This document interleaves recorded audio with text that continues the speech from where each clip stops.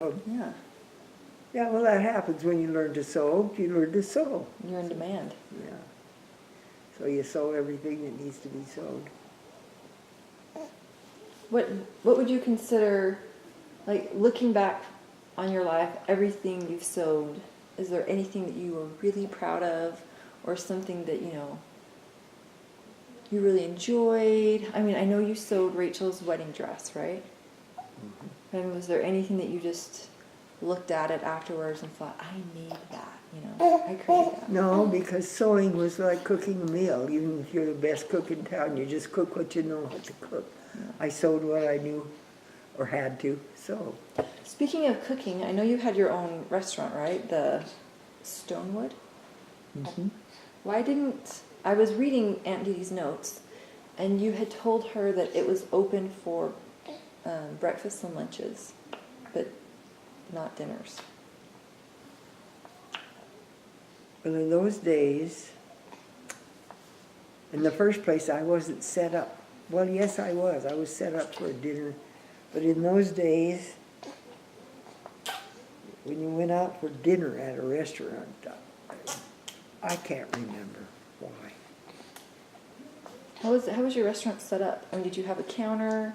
I had a counter and tables, and then I had off to the side there was a banquet room, and the Lions Club, and I had a couple of men's clubs that ate lunches there.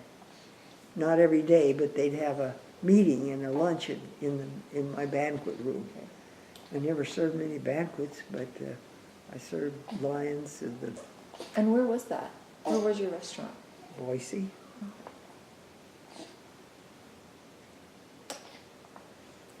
And did Dee Dee or my dad ever come and eat there with their friends?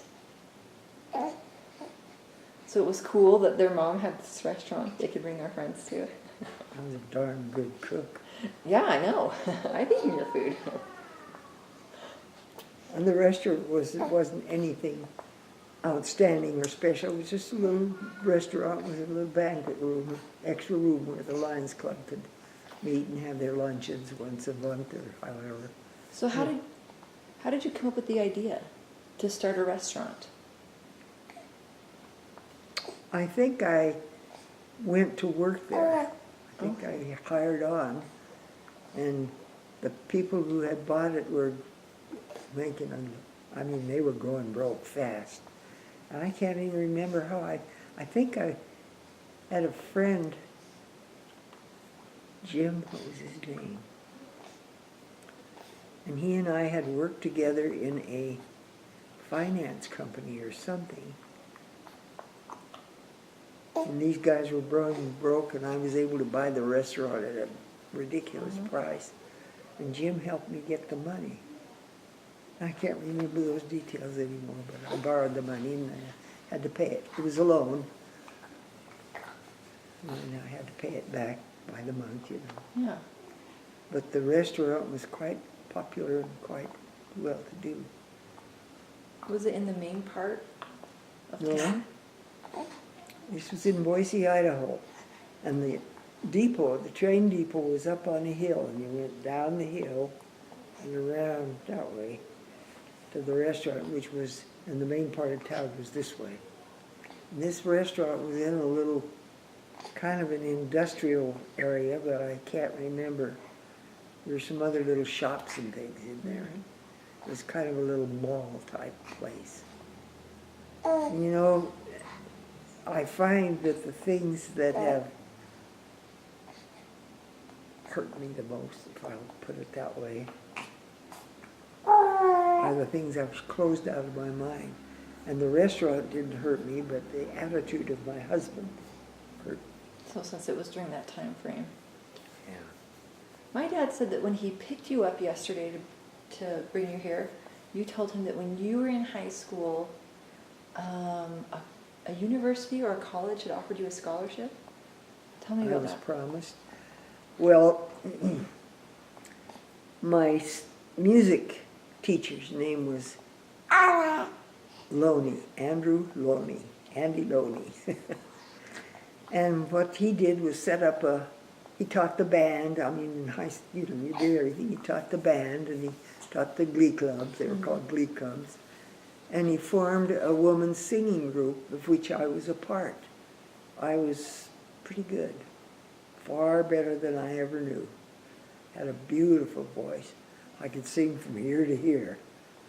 And what part did you sing in the singing group? Alto. Okay. And I was looked upon as an alto, and nobody ever did a range on me. And you know that today I have a range that's more than 3.5 octaves. Wow. And I never knew it. I mean, that's high C and beyond. Mm-hmm. Anyway, I had this low, which I have when I speak, even so, low voice, and so I was an automatic alto, and I accepted that. If he says I'm an alto, I'm an alto. Yeah. I didn't know I could sing soprano. So what did he do for the scholarship or the... He had a friend who taught at the University of Seattle, or, yeah, University of Seattle, or University of whatever, in Washington. And this friend came, and they set up a 6 weeks choral, you kind of joined the choir and sang, Okay. and he taught choir for 6 weeks. And he heard my voice, my alto voice, and promised me that when I finished high school, he would see that I had a scholarship to the University of Seattle. A music scholarship, I'm guessing. Or just, would it have been a music scholarship or just a general? Oh, Well, it would have been a total scholarship as far as I Yeah. know, but it would have covered all my musical needs. did So- he say that to anybody else? So he was really impressed with you then. I could sing anything, Liz. And you and Ray sing together, right? And I could read music. I don't know, I never learned to read music, but I could read music. I taught myself to play the piano, and that's how I learned to read music, actually. Did you have a piano in your house? We used to have an old one that my dad picked up somewhere for $25 or something. Can't remember where he got it now. I think he took it in payment for a job he did for somebody. Did your mom or your dad play the piano? My dad didn't, but my dad could melt steel with his voice. Oh, what a voice. All the Hendricksons are singers. So compare, since I never heard your dad's voice, but I have watched a lot of 30s and 40s movies, compare his voice to, you know, maybe an actor or a singer. I can't, is that, He's pretending to be a lion. oh, sounds to me like he's dead. Yeah, anyway, And, you know, Nelson Eddy or, you know, Frank Sinatra. I'm thinking of... yeah, more like the Nelson Eddy type. He could sing anything, and he had this gorgeous, rich, sexy voice, you know. I mean, when you hear a man with a rich voice, it has this timbre to it, this timbre to it, that it's just, he was like that. And my brother Ray was like that too. Gorgeous voice. So Ray's voice was like your dad's voice. Ray and I used to sing everywhere. And because I had a low voice, Ray always sang the melody and I sang the harmony, and nobody ever knew that I could sing. That's all right with me. I didn't, you know, You just enjoyed singing. yeah. We sang everywhere. Our music teacher would send us to the Lions Club luncheons to sing, and to any club that we had, the Elks Club, we used to sing for the Elks Club, and any other group that he could send us to, he did. He was very proud of our voices. We sang everywhere. We sang at Eastern Oregon Normal College, which is in the Grand. I don't know what it's called now. I think it's just, what is it called? I can't remember. But we sang everywhere. He even sent us to various churches to sing. Did you ever get paid to do that? Oh, no. We were high school students, that was all. You didn't buy musicians. But we got a lot of practice. And nobody ever knew that I could sing soprano.